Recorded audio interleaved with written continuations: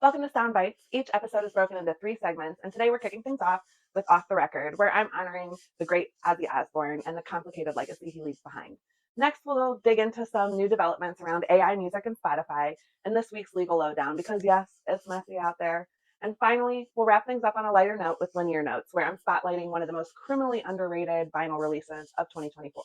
Let's get into it. Today, Ozzy was laid to rest, and seeing the grief on his family's faces hit me harder than I expected. It's one thing to like read headlines, it's another thing to like see the pictures and the video. Their pain is so real. On social media, it's a whirlwind. There's mourning and memory sharing, especially in the vinyl community, where the tributes have been heartfelt and the posts of records and the different stories people have. Ozzy means a lot to us. And as a metalhead, it's hard to overstate how important he was to shaping an entire genre. But then there's this other discourse. Some are dragging Sharon for her political stances, others are criticizing Ozzy's past, support for causes related to Israel, among other things. And I get it. I also know I'm biased. There's definitely a bit of a halo effect for me when it comes to that family. And to be clear, I don't really think Ozzy had a lot of political stances. I can save my thoughts on politics and music for another episode. But for now, I have some like nuanced opinions on the legacy. So, for one, my daughter's just now getting into Black Sabbath. She's heard me share metal with her for years, but lately it's landing more. Probably because she gravitates towards melody more, and Black Sabbath really can tap into that in a big way. And we started rewatching the Osbournes even a bit before Ozzy passed, and now we've cried through a few episodes where he performs live. And for me personally, I adored that family growing up. There was like laughter, dysfunction, and just realness. Even if it was curated, it still felt like a glimpse into something more human. And I want to remind people that 2 or more things can be true. People can hold views we don't like and still be a part of moments that meant something to us. That nuance seems a lot harder to sit with these days. I'm exhausted by like the all or nothing thinking and purity politics. That's not me dodging accountability either. It's just me refusing to flatten people into black and white characters. And Sharon, I think she's more complicated. There was a recent interview where she talked about keeping things normal for her kids during her cancer diagnosis because she didn't want them to worry.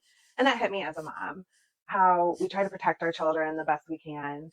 And then I had another clip come up where she defended a 16-year-old against panelists who were like criticizing her for singing out of key. I think it was American Idol or something. She reminded the adult men that the girl was just 16 years old and they didn't have to kill her dream. 16. She's 16. And she's out of tune.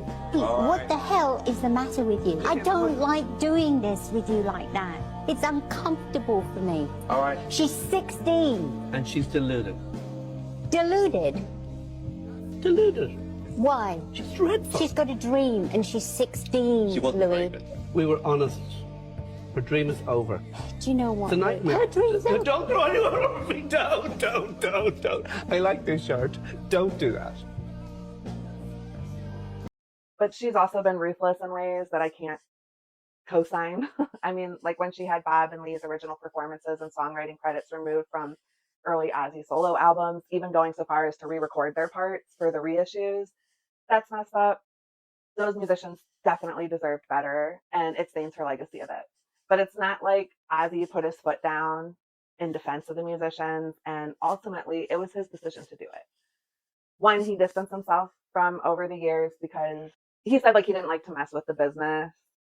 But when it comes to Sharon, of course, like her Zionist positions absolutely infuriate me. On one hand, you defend a 16-year-old girl for getting criticized, but you can't raise your voice for Palestinian children who are being bombed and starved to death.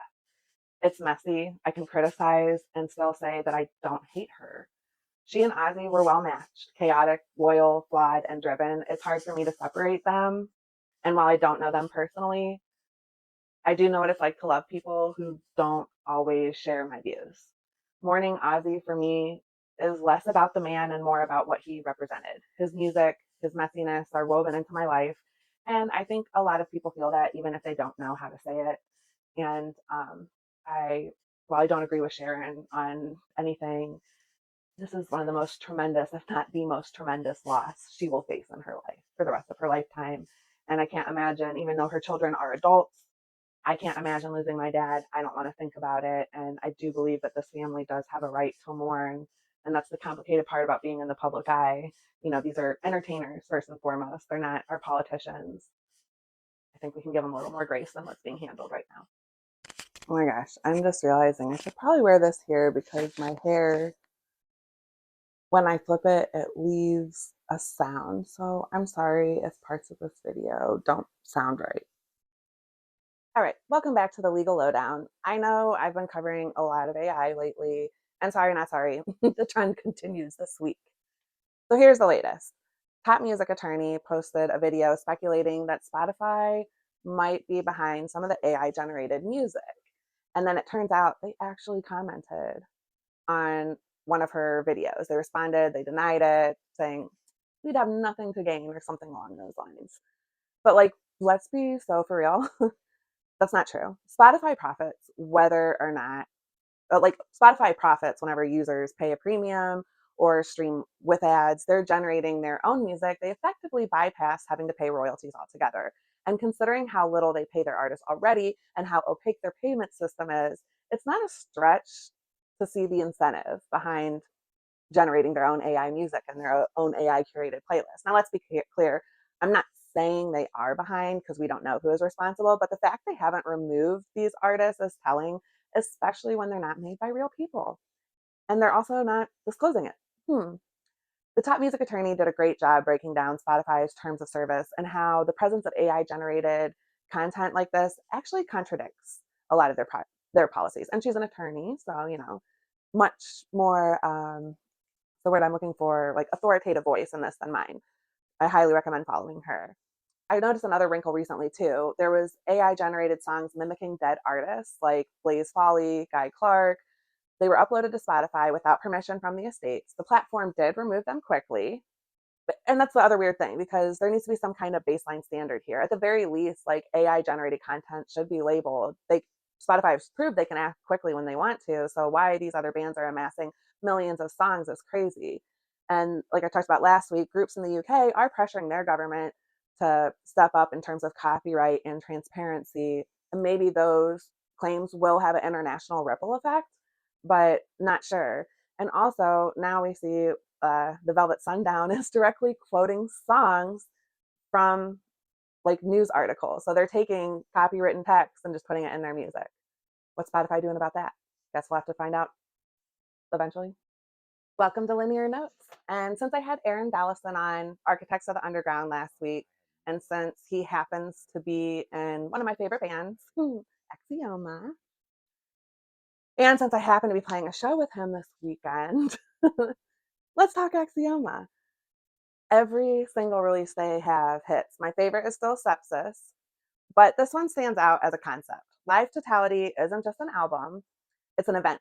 And if you're into post metal, doom, or anything with real weight, like blackened elements too, this needs to be in your collection. I've been hyping this band up for years, and Live Totality is something else entirely. It was written specifically for the eclipse on April 8th, 2024, performed live during this eclipse, and recorded as it happened. So no retakes, no polish, just once in a lifetime moment captured in real time, as only this band can do. They are an incredible live band. So if you consider yourself an underground music collector, that's my cat feeder, especially in darker ambient post metal vibes, this release should absolutely be on your radar. Honestly, every Axioma release should be. And heads up, I don't think there are many vinyl pressings left, so grab yours now. Thanks for listening to Sound Bites, released every Wednesday. If you've got thoughts, drop them in the comments below. Help me appease these algorithmic overlords. And don't forget to subscribe. Hit the notification bell so you don't miss an episode. Give this video a like and share it with your friends. And I'll see you next week.